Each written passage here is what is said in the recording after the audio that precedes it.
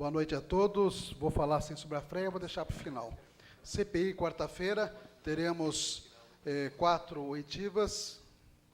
Contamos aí com a presença dos interessados a partir das 8 horas da manhã, quarta-feira.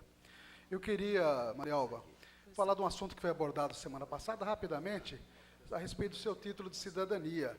Foi dito aqui que eu votei contra. De fato, votei contra e, naquelas circunstâncias, votaria contra de novo e vou explicar por quê. É importante o texto e o contexto. Foi dito o texto aqui. Qual era o contexto daquela votação?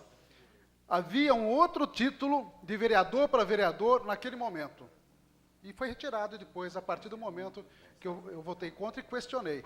Então, ia ser um compadrio, uma confraria, um cedendo o título para o outro. E Vossa Excelência, Maria Alva, era vereadora naquele momento, licenciada, mas era vereadora. Então, eu achei absurdo um vereador começar a dar título um para o outro aqui nessa casa.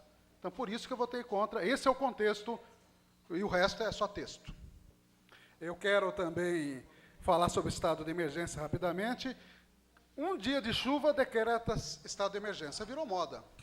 Quer dizer, brincadeira. Está aqui o decreto, né? Quer dizer, sempre choveu, sempre inundou aquelas partes. E para facilitar as coisas, deu CPI do Grelim por causa do estado de emergência. Situação de emergência. Então, mas mesmo assim, eu acho que está havendo um certo exagero. Eu queria fazer um requerimento para que envie para essa casa o Tribunal de Justiça de São Paulo uma certidão de objeto e pé do processo 99409-240982-8. Em votação. Os favoráveis permaneçam como estão, os contrários, por favor, queiram colocar-se em pé. Aprovado por unanimidade. Esse processo é de interesse desta casa, é por isso que nós estamos pedindo. A respeito da freia, eu estive presente quinta-feira, no dia da chuva, na audiência pública lá na freia. Aliás, o único vereador presente, não porque os outros não tivessem interesse, que ninguém ficou sabendo. Então, eu tive uma ligação em cima da hora, se eu podia estar presente lá para acompanhar. Eu estou deveras preocupado com essa história. E digo por quê. Eu ouvi o doutor Ivan Pereira, que é o responsável pelo Instituto Voltaire de Ensino. Eu procurei o Instituto Voltaire de Ensino na internet, não se encontra uma referência, assim, muito clara. E quando eu cheguei, fiquei esperando o prefeito chegar, o doutor Ivan chegar, os demais membros, e fui apresentado a ele, e de saída ele já me falou, o senhor é médico e tal, eu vou trazer uma faculdade de medicina, odontologia e veterinária aqui para a cidade. Falou assim. E tenho, eu mostrei áreas de incredulidade, ele disse, depois eu explico para o senhor qual vai ser, como é que eu vou fazer isso.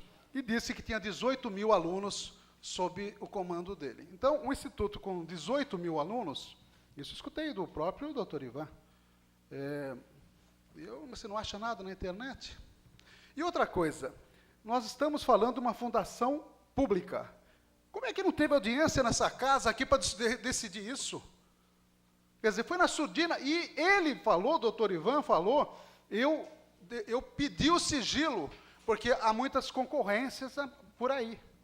Existe tal faculdade, e além do mais, ele fez uma parceria, ou comprou, não sei, a faca.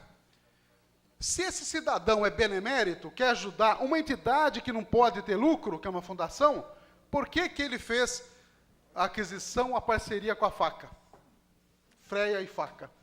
Agora, por que ele quer tanto uma fundação pública? Ele próprio disse, eu estou aqui para ter lucro. Ele falou lá, eu escutei, os professores da freia escutaram, estou aqui para ter lucro. Como é que ele vai ter lucro numa fundação?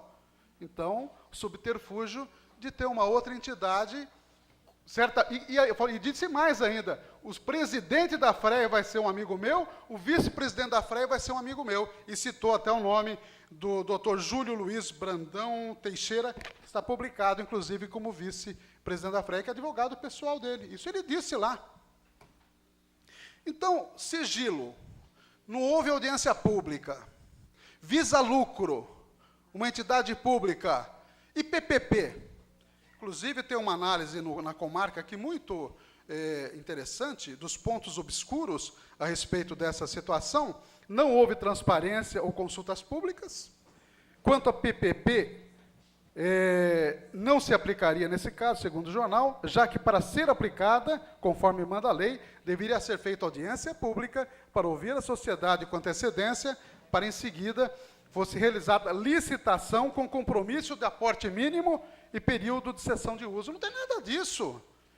Outra coisa, e o Ministério Público, eu levantei lá, perguntei, espera um pouquinho, era quinta-feira, o decreto, já estavam falando que o decreto ia ser publicado no semanário de sábado. Eu falei, espera um pouquinho, por que não houve um Ministério Público primeiro, antes de publicar o decreto?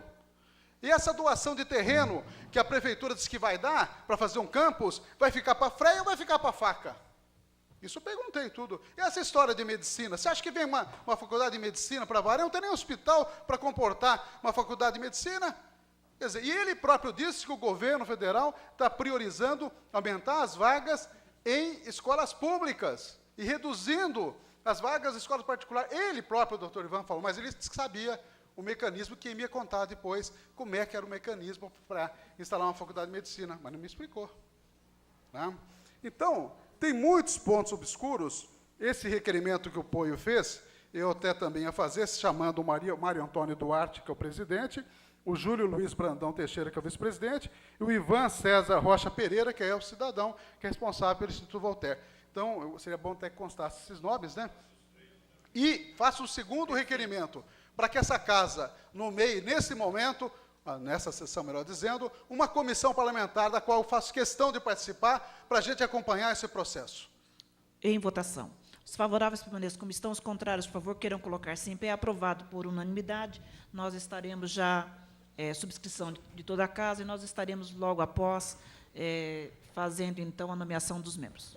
Então, tem muitos pontos. E deixo claro aqui, veja bem, não estou dizendo que eu sou contrário ao saneamento da freia. Absolutamente.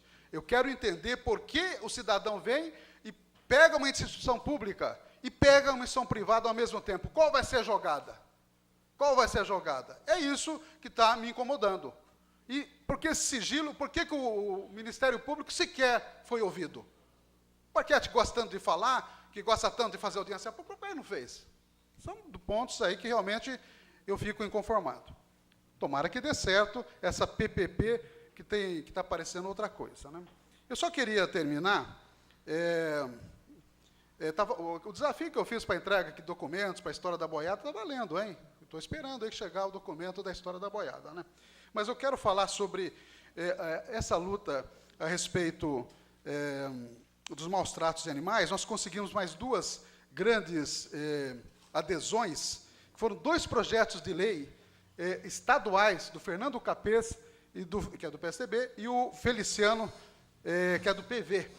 2 projetos que já estão tramitando na Assembleia Legislativa de São Paulo, ao lado do Ricardo Trípoli, que é o projeto federal, para proibir provas com derrubado de animais em todo o estado de São Paulo, e do Trípoli para proibir em todo o Brasil. Isso está tramitando, portanto, 2 grandes novidades. Até agradeço ao Antônio Carlos, que me passou essa dica, que estava no Estadão, e eu fui atrás dos projetos, e depois eu vou detalhar melhor para vocês. Tenham todos uma boa noite, e esperamos que tenhamos uma boa sessão. Boa noite.